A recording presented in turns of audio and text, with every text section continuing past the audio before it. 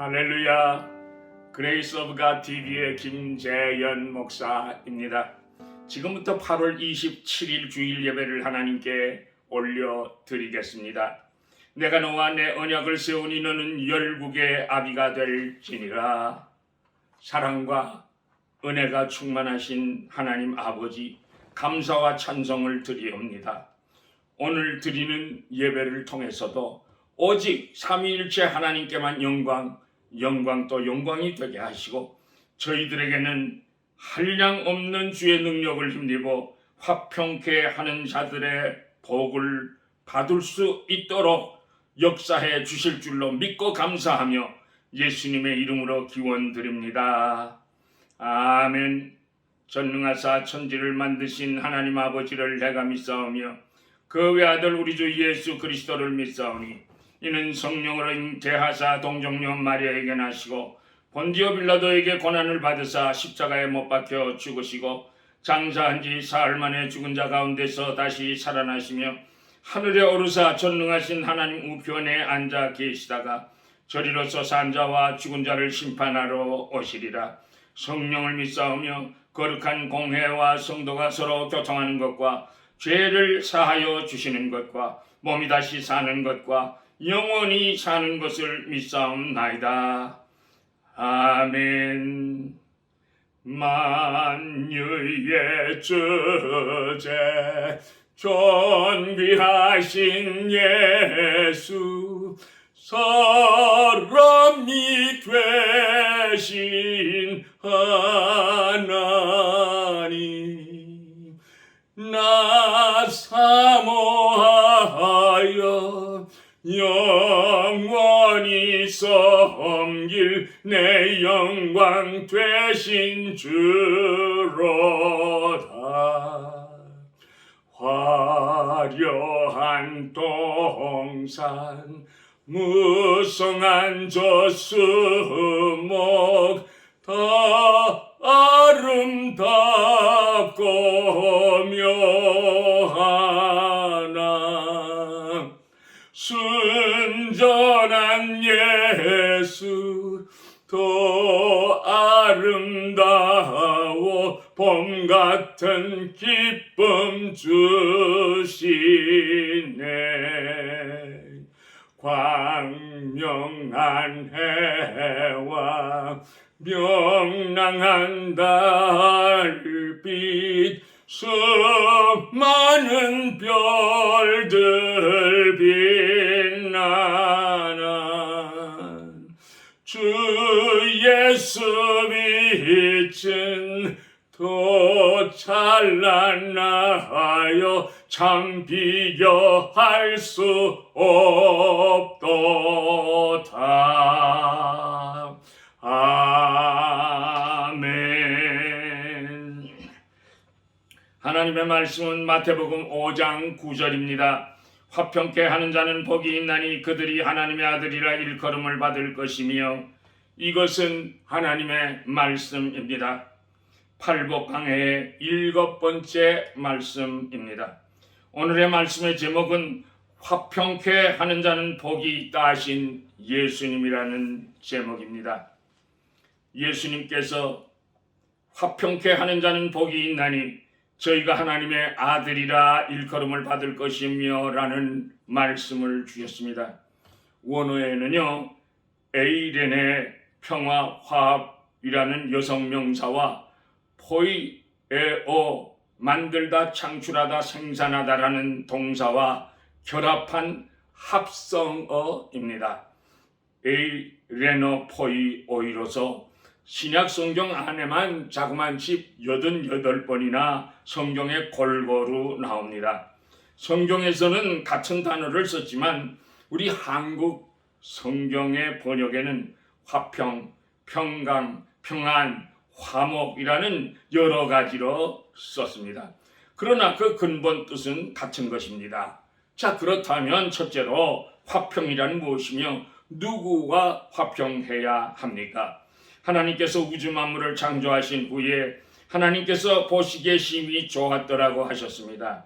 그러나 인류의 조상인 아담과 하와가 범죄함으로 죄악 속에서 탄식하고 고통과 신음 속에서 살게 됐습니다.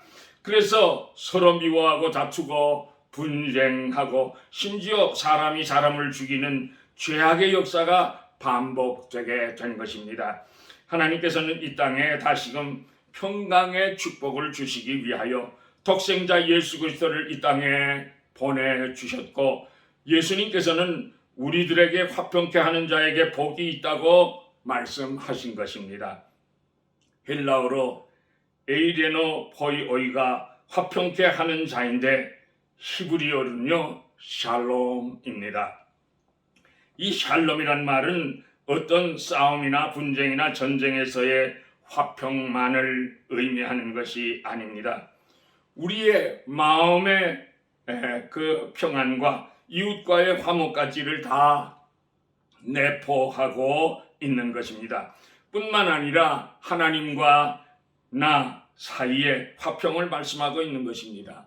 보시겠습니까? 로마서 5장 1절에 그러므로 우리가 믿음으로 의롭다 하심을 얻었은즉 우리 주 예수 그리스도로 말미암아 하나님으로 더불어 화평을 누리자라고 말씀하셨으니 하나님과 나 사이에 화평을 말씀하고 있습니다. 고린도후서 5장 19절에도 이는 하나님께서 그리스도 안에 계셔서 세상을 자기와 화목하게 하시며 저희들의 죄를 저희들에게 돌리지 아니하시고 화목하게 하는 말씀을 우리에게 부탁하셨느니라. 이 말씀도 하나님과 나 사이에 화평을 말씀하고 있는 것입니다. 또 보시겠습니까? 각 서신서를 보면 서두에 주 예수 그리스도의 은혜와 평강이 너희에게 있을지어다라는 말씀을 발견하게 됩니다. 이것은 사람의 마음속에 평화를 말씀하는 것이 아니겠습니까? 모든 지각에 뛰어난 하나님의 평강이 너희들의 마음과 생각을 지키시리라는 말씀도 우리의 마음속에 평강을 말씀하고 있습니다. 예수님께서도 요한복음 20장 19절 이하에서 제자들이 두려워하여 문을 걸어 잠그고 있을 때 예수님께서 오셔서 너희에게 평강이 있을지어다 하신 말씀도 마음속에 평강을 말씀합니다. 평안을 너희에게 끼치노니 곧 나의 평안을 너희에게 주노라. 너희는 마음의 근심도 말고 두려워하지도 말라는 말씀도 예수님께서 우리들의 마음속에 평안을 선물로 주시는 말씀입니다. 이 샬롬은 성도 간의 화평을 말씀하고 있습니다. 마태복음 5장 23절 이하에 예물을 제단 앞에 드리다가 거기서 내 형제에게 원망 들을 만한 일이 있는 줄 생각나거든 예물을 제단 앞에 두고 먼저 가서 형제와 화목하고 그 후에 와서 예물을 드리라고 믿는 성도들 간의 화평을 말씀하고 있습니다. 에베소서 4장 1절 이하에 너희가 부르심을 입은 부름에 합당하게 행하여 모든 겸손과 온유로 하여 오래 참음으로 사랑 가운데서 서로 용납하고 평안에 매는 줄로 성령의 하나 되게 하신 것을 힘써 지키라고 믿는 성도 간의 화평을 가르쳐 주셨습니다. 뿐만 아닙니다. 로마서 12장 18절에는 할 수 있거든이 너희는 모든 사람으로 더불어 평화하라고 하셨고 히브리서 12장 14절에서는 모든 사람으로 더불어 화평함과 거룩함을 좇으라. 이것이 없이는 아무도 주를 보지 못하리라고 강력하게 명령하고 계십니다. 그러니까 우리 성도들은 평강을 지키고 화목을 지키는 자가 아니라 피스메이커, 화평을 만드는 자가 되어야 하는 것입니다. 그러므로 성도들은 하나님과 나 사이에 먼저 화평을 이룩하시고 내 마음속에 화평을 이룩하여 믿는 형제 간의 모든 대인관계에 화평을 이룩하는 화평을 만드는 피스메이커들이 다 되시기를 화평과 평강의 근본이 되신 예수 그리스도의 이름으로 축복합니다. 둘째로 왜 화평해야 하며 어떻게 화평해야 하는 것입니까? 고린도후서 5장 18절에 하나님께서는 성도들에게 예수 그리스도 안에서 화목하게 하는 직책을 맡기시고 또 말씀을 부탁하셨습니다. 그리고 우리를 화목케 하는 사신으로 삼으셨습니다. 그러니까 화평은 우리 주님의 명령이기에 화평을 도모하는 자가 되어야 합니다. 히브리 기자는 히브리 13장 20절에 하나님을 평강의 하나님이라고 했고 이사야 선지자는 하나님을 평강의 왕이라고 했습니다. 사사기 기자는요 6장 24절에 야훼 샬롬 하나님은 평안이시라고 했습니다. 로마서 14장 17절에는 하나님 나라는 먹는 것과 마시는 것이 아니라 오직 성령 안에서 의와 평강과 희락이라고 말씀하셨습니다. 주님의 나라는 성령께서 통치하시는 나라인데 의와 평강과 희락을 가져온다는 것입니다. 그러므로 성령 하나님은 평강의 영이십니다. 이처럼 성부, 성자, 성령 하나님은 평강의 하나님이시기에 하나님과 교제하기를 열망하는 사람은 먼저 그 속에 평강의 영이 있어야 한다고 주님은 요구하시는 것입니다. 우리 속에 화평케 하는 평강의 영이 있어야 평강의 하나님과 올바른 교제가 이루어질 수 있기 때문인 것입니다. 예수님께서는요 하나님의 자녀라면 마땅히 화평케 하는 자가 돼야 한다고 갈라디아서 5장 22절에 오직 성령의 열매는 사랑과 희락과 화평가라는 말씀을 주고 있습니다. 저주 받은 영혼이 예수 그리스도의 십자가의 보혈로 구속의 은혜를 입었을 때 성도는 질적인 변화가 있어야 하는 것입니다. 화평케 하는 자가 되어야 한다는 말씀입니다. 신구약 성경을 통하여 샬롬이라는 말이 400번 이상이나 기록되어 있습니다. 이처럼 샬롬이란 평강, 평화, 화평은 인류의 소망인 것입니다. 그런데도 인간의 싸움은 그치지 않고 나라와 나라, 민족과 민족 그리고 국경 분쟁, 경제 침략 등등의 분쟁은 그치지 않고 계속 일어나고 있습니다. 일본은 철면피 같아가지고 독도를 자기네 땅이라고 우기고 있고 중국과도 야오, 위다오, 센가구, 열도도 자기네 것이라고 우기고 있고 소련과도 영토 분쟁을 일으키고 있습니다. 단테의 신곡 중에서 이런 일화가 있습니다. 어느 수도원에 낯선 사람이 기웃거리고 있었습니다. 신부가 어떻게 오셨느냐고 누구를 찾으십니까? 라고 묻습니다. 그때 나그네는 조용히 고개를 들면서 예, 평화를 찾습니다 라고 대답했습니다. 평화를 찾습니다. 이 물음은 오늘도 아니 영원히 계속될 인류의 수건인 것입니다. 그러므로 우리 성도들은 화평케 하는 자가 되시기를 축복합니다. 로마서 14장 17절에 보면 하나님의 나라는 의와 평강과 희락이라고 기록하고 있지 않습니까? 그러니까 천국 시민인 우리들이 하나님 나라에 가려면 화평케 하는 자가 되어야 하기 때문입니다. 이사야 선지자는요 어느 날 하나님과에 대한 비전을 바라봅니다. 이사야 11장 6절에서 8절 그때에 이리가 어린 양과 함께 거하며 표범이 어린 염소와 함께 누우며 송아지가 어린 사자와 살찐 심중이 함께 있어서 어린 아이에게 끌리며 암소와 곰이 함께 먹으며 그것들의 새끼가 함께 엎드리며 사자가 소처럼 풀을 먹을 것이며 젖 먹는 아이가 독사의 구멍에 장난하며 젖된 어린 아이가 독사의 꿀에 손을 넣을 것이라고 했습니다. 사막에 샘이 넘쳐 흐르리라. 사막에 꽃이 피어 향내 내리라. 주님이 다스리는 그 나라가 되면은 사막이 꽃동산 되리. 사자들이 어린 양과 뛰놀고 어린이들 함께 뒹구는 참 사랑과 기쁨의 그 나라가 이제 속히 오리라. 이리와 어린 양, 표범과 어린 염소, 송아지와 어린 사자, 암소와 곰들이 함께 뒹굴며 노는 광경을 상상해 보셨습니까? 독사의 구멍에 젖 먹는 아이가 손을 넣어도 물지 않는 이 평화로운 장면을 상상해 보세요.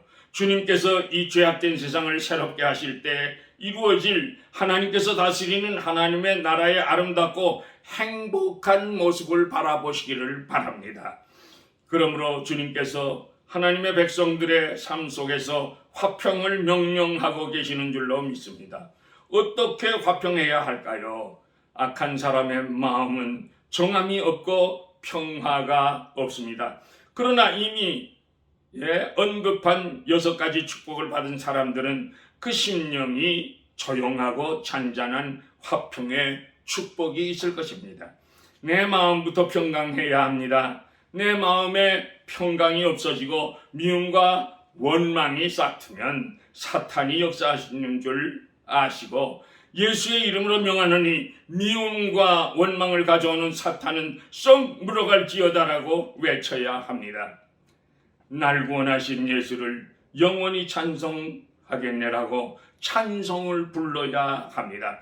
그러면 마음의 평강이 싹트고 기쁨으로 가득 차게 되는 것입니다.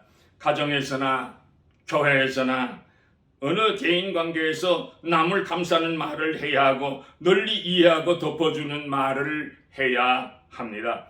단점을 들춰내거나 흉보는 말을 하는 사람은 화평을 깨는 사람입니다. 시편 133편 1절 이하에 형제가 연합하여 동거함이 어찌 그리 선하고 아름다운 거라고 기록한 말씀처럼 주 안에서 성도들이 한마음 한뜻이 되어 화평한 모습을 보시고 하나님도 기뻐하시고 화평한 교회야말로 은혜스럽게 영광스럽고 하나님 아버지 앞에서 진정한 축복을 받을 수 있는 것입니다. 그러므로 성도들은 언제나 화평케 하는 자가 되기 위하여 최선의 노력을 다하여야 할 것입니다. 먼저 하나님과 불신자들 사이에 화목을 가져오기 위하여 화평의 복음을 때를 얻든지 못 얻든지 부지런히 전하여야 합니다. 모든 불화의 근본 원인은 하나님과 인간이 죄로 인하여 원수가 된 때문입니다. 마음의 연민도 번민도 죄로부터 오고 가정의 불화, 사회의 혼란, 국제 간의 분쟁도 죄로 인하여 발생하게 되는 것입니다. 그러므로 우리들이 죄를 회개하고 하나님께 돌아와 하나님과 진정한 화평이 성립될 때 우리의 마음에도 화평이 오고 우리 가정에도 화평을 이루어 천국이 되고 우리 사회와 국가와 나라와 나라 사이에도 화평이 오게 되는 것입니다. 그러므로 복음을 전파하는 것은 하나님의 뜻이요 세계 평화 운동이라고 말할 수 있습니다. 그러므로 예수 그리스도의 사랑을 널리 전파하는 화목을 이루는 자들이 다 되시기를 예수님 이름으로 축원합니다. 셋째로 화평케 하는 자가 받는 복은 무엇입니까? 본문은 화평케 하는 자는 복이 있나니 저희가 하나님의 아들이라 일컬음을 받을 것이며 라고 말씀하고 있습니다. 누구로부터 하나님의 아들이라 일컬음을 받는다는 말입니까? 사람들에게 받는 것입니까? 아닙니다. 더러는 가정 식구들이나 친구나 이웃에게 저 사람은 법 없이도 사는 사람이야. 예수같이 이런 말을 들을 때도 없지 않아 있습니다. 그러나 대부분의 사람들에게 손해를 볼 때가 더 많은 것 같습니다. 그런데 본문의 분명한 근본 뜻은 하나님께로부터 너는 하나님의 아들이라는 인정을 받는다는 뜻입니다.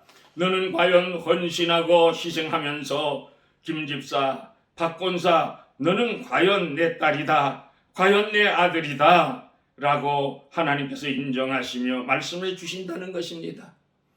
이처럼 우리들이 화평의 축복을 받아서 화평을 앞장서는 삶을 살아 하나님께로부터 과연 너는 내가 기뻐하는 자다. 너는 내 사랑하는 아들이야, 내 사랑하는 딸이야 라는 축복의 말씀을 듣게 되면 이에서 더 큰 축복이 어디에 있겠습니까?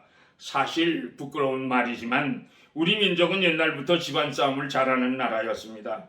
고구려, 신라, 백제로 나뉘어 싸웠고 또 이저에 와서는 각 당파 싸움으로 노론, 서론, 북인, 남인, 동인, 서인으로 싸웠습니다. 6.25 동란으로 동족 상쟁을 하고 있었습니다. 심지어 선교는 300여 개의 교파로 분열되어 있습니다. 이제는 우리가 더 분열해서는 안 되고 어떻게 하든지 서로 화평하고 연합하여 주님의 뜻을 이루어야만 하겠습니다. 예수님은 인류의 가슴에 평화를 주기 위하여 십자가상에서 자신을 화해의 예물로 바치셨습니다. 주님의 이러한 순교적 화해의 삶을 본받는 사람은 하나님의 아들이라 일컬음을 받는 축복이 약속되어져 있습니다. 그러므로 성령의 도우심을 받아 화해하기를 힘쓰고 하나님의 예수님의 증인의 사명을 다할 때 우리들도 하나님의 아들이라 하나님의 딸이라 불리워질 수가 있습니다. 이렇게 주님처럼 예수님의 제자인 사도들처럼 화해를 위하여 힘쓰고 애쓸 때 우리의 심령에 평강을 누리는 축복을 받게 됩니다. 이러한 화해자의 모습을 가질 수 있도록 결사적인 기도하시기를 바랍니다. 기도는 기적을 일으킵니다. 성 프란시스의 위대한 기도에 귀를 기울이시기를 바랍니다. 주여 나를 평화의 도구로 써주소서. 미움이 있는 곳에 사랑을, 상처가 있는 곳에 용서를, 분열이 있는 곳에 일치를, 의욕이 있는 곳에 믿음을 심게 하소서. 오류가 있는 곳에 진리를, 절망이 있는 곳에 희망을, 어둠이 있는 곳에 광명을, 슬픔이 있는 곳에 기쁨을 심게 하소서. 위로받기보다는 위로하며 이해받기보다는 이해하며 사랑받기보다는 사랑하며 자기를 온전히 줌으로써 영생을 얻기 때문이니 주여 나를 평화의 도구로 써주소서. 이처럼 평화의 사람이 될 때, 평화의 아들이 될 때 화목의 도구가 되는 축복을 받습니다. 그러므로 불만, 원망보다는 만족해하고 이해하기를 멸시보다는 전적으로 이해하며 사랑받기보다는 사랑하는 자들이 되어 주님이 보실 때 내가 과연 화평의 사도로구나 하는 인정과 칭찬을 들으시고 과연 너는 내 아들이다, 너는 내 사랑하는 딸이다 라는 주님의 사랑과 축복을 받는 모든 귀한 성도들이 다 되시기를 만복의 근원이 되시는 예수님의 이름으로 축복합니다. 찬송가 410장입니다. 내 맘에 한 노래 있어 나 즐겁게 늘 부르네. 이 노래를 부를 때에 큰 평화 임하도다.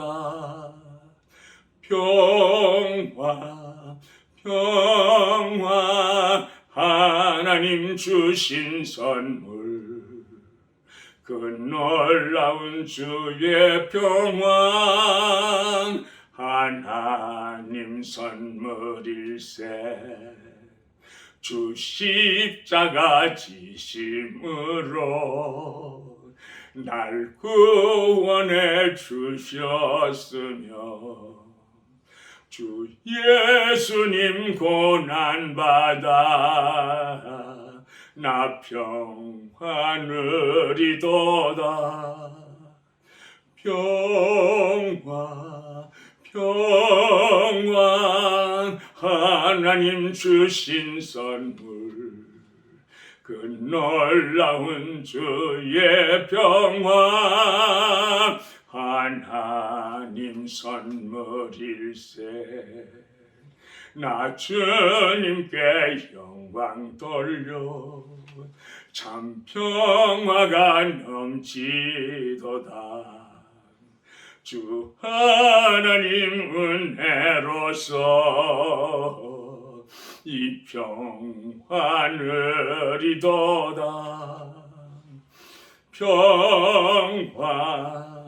평화 하나님 주신 선물, 그 놀라운 주의 평화 하나님 선물일세.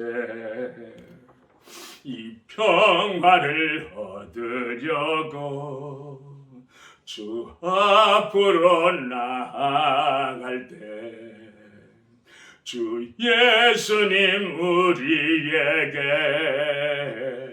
이 평화 주시도다.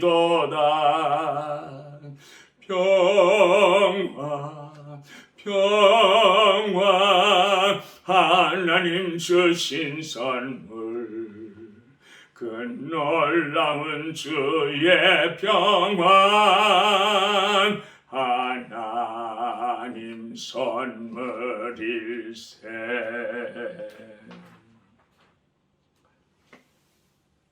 여호와는 내게 복을 주시고 너를 지키시기를 원하며, 여호와는 그 얼굴을 비추사 은혜 베푸시기를 원하며, 여호와는 그 얼굴을 내게로 향하여 두사 평강 주시기를 원하노라. 지금은 교회 머리가 되시고 만복의 근원이 되신 우리 주 예수 그리스도의 은혜와 하나님 아버지의 크시고도 놀라우신 그 사랑하심과 성령님의 인도하시고 보호하시고 감화하시고 감동하시고 교통하시고 충만하게 역사하심이 주님께서 우리들을 화평케 하는 자가 받을 복을 말씀하셨으므로 화평케 하는 자가 되기를 결심하고 돌아가는 주의 백성들의 머리 위에, 자녀선들 위에, 건강 위에 지금으로부터 영원까지 항상 함께 계실지어다. 아멘.